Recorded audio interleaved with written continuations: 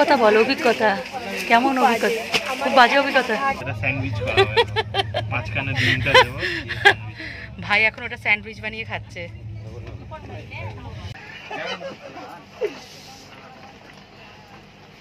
কি খেতে ভালো না? কোনোটা টেস্ট লাগছে না?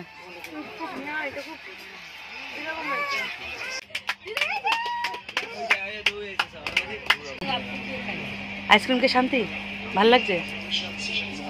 গৌতম তাও এবার একটা সঙ্গী পেয়েছে, মাকে, দুজনে মিলে মুড়ি খেতে পাচ্ছে। রাত 2:30টায় নামার কথা, এখন ঘড়িতে 10:30 নেমে পড়েছি। নমস্কার বন্ধুরা, আমি সুপর্ণা। তোমরা সবাই কেমন আছো? আশা করি খুব খুব ভালো আছো। আমার চ্যানেলে নতুন আরেকটা ব্লগে অনেক অনেক ওয়েলকাম। যথারীতি আগের ব্লগে আমি শেয়ার করেছিলাম আমাদের যে ট্রেন এসএমভিপি প্রায় 7 ঘন্টা লেট। মানে আমাদের 10:55-তে ট্রেন আসার কথা ছিল, কিন্তু সেই ট্রেনটা আসবে রাত 2:30-টে। তো আমরা 11টা থেকে অলরেডি স্টেশনে ওয়েট করছি। আর আমাদের 21 নম্বর প্ল্যাটফর্মেই আমরা ওয়েট করছি। যথারীতি 21 নম্বর প্ল্যাটফর্মে যেহেতু ট্রেনটা আসে, এখন অবধি জানি না কোন প্ল্যাটফর্মে পড়বে। আর এই যে ওয়েট করাটা, তো এক্ষুনি অ্যানাউন্স করলো যে ট্রেন আসছে। তো যেটা বলছিলাম, এই যে ওয়েট করাটা ভীষণ ধৈর্যের ব্যাপার। মানে আর ধৈর্য কোলাচ্ছে না, সেরম মানে প্ল্যাটফর্মে মশা, মানে বসাও যাচ্ছে না। আর প্রত্যেকবার আমি যখন ভেলোরে ট্রিটমেন্ট করতে যাই তখন বিশাল একটা টেনশন থাকে, একটা কান্নাকাটি পর্যায়ে থাকে। কাল অবধি সেটা করেছি, কিন্তু আজকের আর কোনো টেনশন নেই। বিকজ আজকে সাথে মেয়ে যাচ্ছে, মা যাচ্ছে, ভাই যাচ্ছে, একটা আলাদাই সাহস পাচ্ছি। আর বিশেষ করে লাক আর লাইফ দুজন আজকে মানে এবার জার্নিতে দুজন আমার সাথে রয়েছে। এক হচ্ছে গৌতম, যে আর এক হচ্ছে মেয়ে। মেয়ে আমার লাক আর গৌতম হচ্ছে আমার লাইফ। তো দুজনকে সঙ্গে নিয়েই ট্রিটমেন্ট করতে যাচ্ছি, সার্জারি করতে যাচ্ছি। মনে অনেক আশা নিয়ে যাচ্ছি, জানি না কি হবে, তাও জোর রাখছি। তো এখন দেখি ওইদিকে যাই। স্টেশন পুরো ক্লিন করেছে, সেহেতু একদম পুরো ভিজে। এখন ওইখানটা গিয়ে কি করবো আমি বুঝতে পারছি না, মানে বসতেও পারবো না, এরকম একটা অবস্থা। হাওড়া স্টেশন ভীষণ একটা ব্যস্ততম স্টেশন। প্রতিনিয়ত মানুষ এখানে ট্রেনের পেছনে ছুটে চলেছে। তো সারাদিন কর্মব্যস্ততার মধ্যে স্টেশন পরিষ্কার করার মতো পরিস্থিতি হয়তো হয়ে ওঠে না, তাই এই মাঝরাতে স্টেশন পরিষ্কারের কাজকর্ম চলছে দুর্বার গতিতে। ঘড়িতে 3:15, এখনও অবধি ট্রেনের দেখা নেই। গত 1 মাস ধরে এসএমভিপি লেট চলছে, সেই ইনফরমেশনটা পেয়েছিলাম, কিন্তু সেই ভোগান্তিতে যে আমিও পড়বো এটা বুঝতে পারিনি। স্টেশন চত্বরের অবস্থা খুব খারাপ। মানুষ বহুক্ষণ ধরে অধীর আগ্রহে ট্রেনের প্রতীক্ষা করছে। ঠিক 2:30টার সময় একটা অ্যানাউন্স হতে আমরা সবাই 21 নম্বর প্ল্যাটফর্ম থেকে 22 নম্বর প্ল্যাটফর্মে চলে এসেছি, কিন্তু তারপর এখনও ওয়েট করে যাচ্ছি, ট্রেনের পাত্তা নেই। প্রচুর মানুষ অসুস্থ, প্রচুর বয়স্ক মানুষ রয়েছে, বাচ্চা রয়েছে, যারা অস্থির হয়ে যাচ্ছে, ঠিকমতো বসার জায়গা নেই। সবথেকে বড় কথা, স্টেশন চত্বর থেকে অ্যানাউন্স করে সব ট্রেনেরই ইনফরমেশন শেয়ার করছে, টাইমিং শেয়ার করছে, কিন্তু এসএমভিপির কোনো কিছু শেয়ার করছে না, কোনো ইনফরমেশন আমরা পাচ্ছি না। তাও আমাদের ফোনে ইনফরমেশন পাওয়াতে ট্রেন লেট বলে আমরা লেট করে স্টেশনে এসেছিলাম। এখানে এসে জানতে পারলাম অনেকে সেই ইনফরমেশনটাও পায়নি। বহু মানুষ অনেক দূর থেকে যারা এসেছে তারা সকাল থেকে সেই স্টেশনে অপেক্ষা করছে। মানে সেটা সত্যিই দুর্ভাগ্যজনক। ট্রেন কখন কী টাইমে চলে, সেই কারণে আমি আমার ভিউয়ার্সদের সবসময় বলেছি, যদি ভেলোরে ট্রিটমেন্ট করতে যাও হাতে একদিন এক্সট্রা টাইম রেখে তারপর ডাক্তার অ্যাপয়েন্টমেন্ট নেবে, যাতে ডাক্তার দেখাতে কোনো অসুবিধা না হয়। যেহেতু রবিবার মাঝরাতে ট্রেন পৌঁছাবার কথা কাটপাটি স্টেশনে, তো অনেকেই সোমবার মর্নিংয়ে ডাক্তার অ্যাপয়েন্টমেন্ট নিয়ে বসে আছে। এদিকে ট্রেন কাটপাটি স্টেশনে পৌঁছাতে পৌঁছাতে বেলা 11টা হয়ে যাবে। সুতরাং অধিকাংশ মানুষের মাথায় হাত, সব টেনশন নিয়ে বসে আছে। আর এই টেনশনের মধ্যেই গরুর গাড়ির স্পিডে ট্রেন আপাতত স্টেশনে এসে পৌঁছে গেছে। এই স্পিড নিয়েই মনে হচ্ছে ব্যাঙ্গালোর থেকে বহু কষ্টে হাওড়া ঢুকলো। কেমন লাগছে? কেমন লাগছে বল, অভিজ্ঞতা বল, অভিজ্ঞতা কেমন? অভিজ্ঞতা খুব বাজে অভিজ্ঞতা। মাথা আটকে যাচ্ছে, একটু কষ্ট করে চল, কিছু করার নেই। ঘড়িতে 4:07, 11:55 ট্রেন। প্রথমে বলেছিল 2:30, এখন 4:07। যাই হোক, এখন স্টার্ট দিয়েছে। এখন জানি না কি স্পিডে গাড়ি চলবে, গরুর গাড়ি মতোই চলবে মনে হয়। আর একদম আপারে ফার্স্ট টাইম অভিজ্ঞতা, আমি মাথাও সোজা করতে পারছি না। উৎসাহ আর ওর মামা যেহেতু লম্বা, ওদের ওই সাইড আপারে দিয়ে দিয়েছি দুজনকে। এটাতে উঠলামও তো একদম, সে মনে হচ্ছে যেন আমি ট্রেকিং করছি, এইভাবে উঠলাম আমি। তো একবার উঠে পড়েছি, আমি আর নামছি না। নামা ওটা করতে গিয়ে আমার পেটের পেন বেড়ে যাবে, এরকম একটা পরিস্থিতি। তো সে গুড নাইট বলে ঘুমিয়ে পড়ছি, আবার কালকে গুড মর্নিংয়ের সাথে চলে আসবো। ঠিক আছে, চলো। কি রে, কেমন লাগছে? জানিস না? গৌতম বাবু, তোমার ফেভারিট সিটে এবার আমি। মাথা উঁচু করতে পারছি না, মাথা নত হয়ে যাচ্ছে আমার। চলো, গুড নাইট গৌতম বাবু। Good morning. ঘড়িতে 10টা, সকাল 10টা। ঘুম থেকে উঠে পড়েছি, উৎসাহ উঠে পড়েছে, মা ভাই গৌতম সবাই উঠে পড়েছে। এখন দিনটা কিভাবে কাটাই সেটা আজকে সকাল থেকে স্টার্ট করলাম, একটু একটু করে শেয়ার করতে থাকবো। রাতে ঘুমিয়েছে ম্যাডাম? সকালের চা আর গুড ডে বিস্কুটের সাথে ট্রেন জার্নির প্রথম দিনটা শুরু। গুড ডে বিস্কুট খেয়ে দিনটাকে একটু ভালো করার চেষ্টা করা হচ্ছে। তো মিষ্টি বিস্কুট আমার ভালো লাগে না, মা মেয়ে আর ভাই খেয়েছে, আর এদিকে আমি শুধু শুধু চাটাকে এনজয় করেছি। ট্রেন জার্নিতে চাটা খেতে বেশ ভালোই লাগে। ব্রেড আমলেট কত টাকা নিল জানো এটা? 50 টাকা। হ্যাঁ, আগেবারের মতো এবারও সেই ব্রেড আমলেট নেওয়া হয়েছে 50 টাকা করে। দুটো ব্রেডে হালকা করে বাটার লাগানো, একটা ডিম, স্যান্ডউইচ করা হবে, মাঝখানে ডিমটা দেব। ভাই এখন ওটা স্যান্ডউইচ বানিয়ে খাচ্ছে। মেয়েকে ওরকম বলে দাও ওইভাবে খেতে, তাহলে কে আরাম পাবে, নাহলে ভালো লাগবে না। ভাই ও মেয়ের ব্রেকফাস্টের জন্য ট্রেন থেকে নিয়ে নিয়েছিলাম ব্রেড অমলেট। তো যেটা ওদের একদমই পছন্দ হয়নি, অমলেটে নাকি একদম নুন ছিল না। আর আমি, মা আর গৌতম খাবো গৌতমের প্রিয় খাবার মুড়ি, যেটা খুব যত্ন সহকারে গৌতম নিজে হাতে মাখিয়ে নিচ্ছে এবং বেশ খেতেও ভালো লেগেছে। ট্রেন লেট ছিল বলে অনেক অভিযোগ ছিল, কিন্তু সকালে ঘুম থেকে ওঠার পর অভিযোগটা গায়েব হয়ে যায়। ট্রেনের বাথরুম হোক আর ট্রেনের কোচ হোক, বারবার ক্লিন করা হচ্ছিল, যাকে বলে একেবারে ঝাঁ চকচকে। এরম পরিষেবা ভাবাই যায় না। গা হাত পা জং ছড়াতে ভুবনেশ্বরে নেমেছি, আর একটু চিপস গৌতম এখানে মেয়ের জন্য।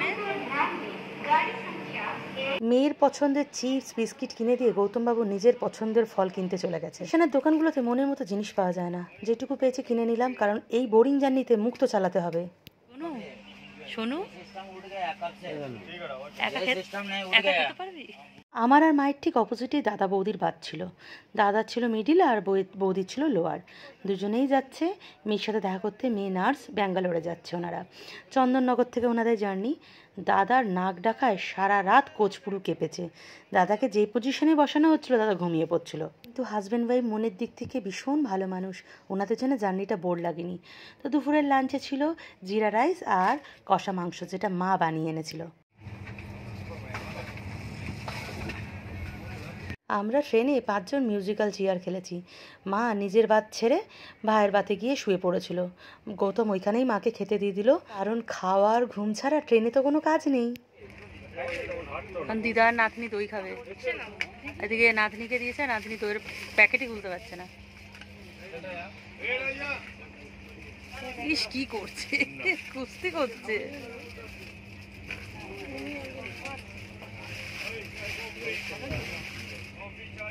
খাবে না বলবে, আর সব খেয়ে নেবে। দই মিষ্টি।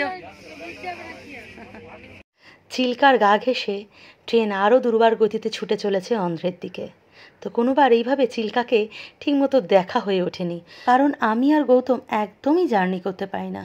তার মধ্যে ট্রেন জার্নিটা ভীষণ বোর লাগে, সুতরাং শুয়েই বা ঘুমিয়েই কাটিয়ে দিই। তো এবার যেহেতু মা ভাই মেয়ে আছে, তো সুতরাং সময়টা বেশ ভালো কাটছে, বোর লাগছে না। আর চিল্কাটাকেও খুব ভালোভাবে দেখাও হয়ে গেল, আর তোমাদের সাথে ভিডিওতে শেয়ার করাও হয়ে গেল। খেয়ে দিয়ে জমিয়ে ঘুম দিয়েছি। তারপর বিজয়নগরমে যেই 5 মিনিটের জন্য ট্রেন দাঁড়িয়েছিল, আমি আর ভাই তো দৌড় লাগিয়েছিলাম, লাগিয়ে নিয়ে নিয়েছি চা। একটুখানি বেশ চা না খেলে হচ্ছে না, ট্রেনের চায় পোষাচ্ছে না। তারপরে চা নিয়ে এসেছি, এই উৎসা ম্যাডাম চা খাচ্ছে। আমি তো অত চায়ের খোর নই, খোর তো এই উৎসা ম্যাডাম। এই বেচারা খেলা দেখছিল, নেট শেষ হয়ে গেছে, খুব দুঃখ। এখন বিশাখাপত্তনম স্টেশনে আমি, মা আর ভাই নেমেছি। একটু একটু করে স্টেশনে না নামলে জং ছাড়ছে না। মাকে বললাম চলো নেমে একটু জং ছাড়াও গা হাত পা। মা তো বসতেও পারছে না, মার পায়ে কোমরে এত ব্যথা, কনস্ট্যান্ট বসতেও পারছে না।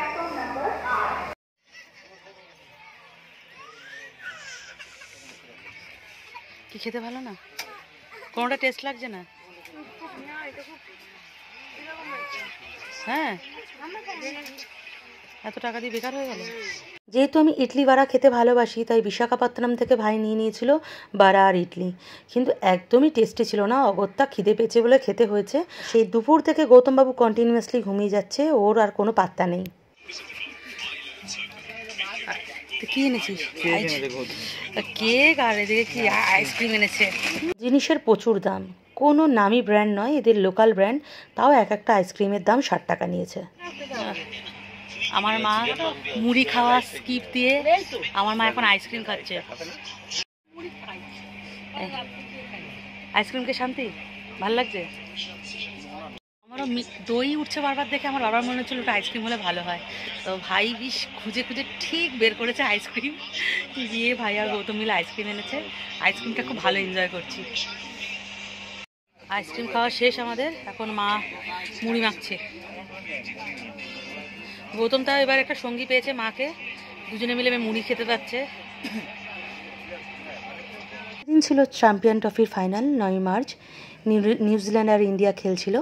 তো সবার চোখ ছিল মোবাইলের দিকে, আর এদিকে মুড়ি খেতে খেতে আমাদের 3 জনও খেলা দেখছে। আমি আর মা তো ইন্টারেস্টেড নই। এদিকে 2 থেকে আড়াই ঘন্টা পর পর এই দাদাটা ট্রেনের কোচ বারবার পরিষ্কার করে যাচ্ছিল। দাদাকে এই কাজের জন্য হ্যাটস অফ, কারণ চাইলে ইনিও অন্যদের মতো ফাঁকি মারতে পারতেন।